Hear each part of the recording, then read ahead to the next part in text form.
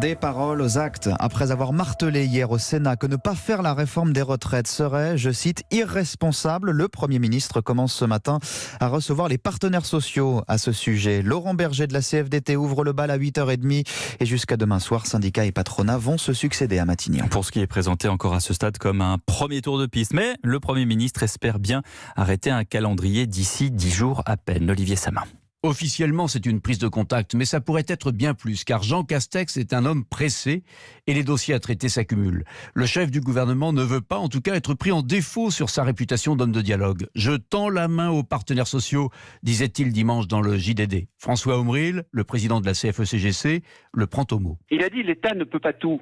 Je dis banco, que l'État nous respecte et nous laisse faire pour la partie qui concerne le social et qu'il ne fasse pas ce qu'a fait le précédent gouvernement, qui ne viennent pas conduire la moto à notre place, parce que là, dès l'instant qu'il y a un virage, eh bien c'est un accident. Les virages, les nids de poules et les dodanes, il va y en avoir forcément. Avec, tout le monde y pense, le sujet des retraites qu'Emmanuel Macron a remis dans le circuit.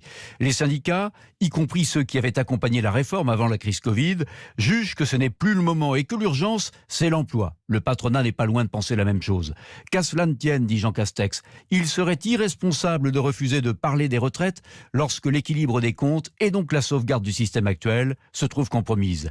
Dès ce matin, les partenaires sociaux vont pouvoir tester sur ce sujet et sur les autres le savoir-faire du nouvel hôte de Matignon. Et bien sûr, nous interrogerons Bruno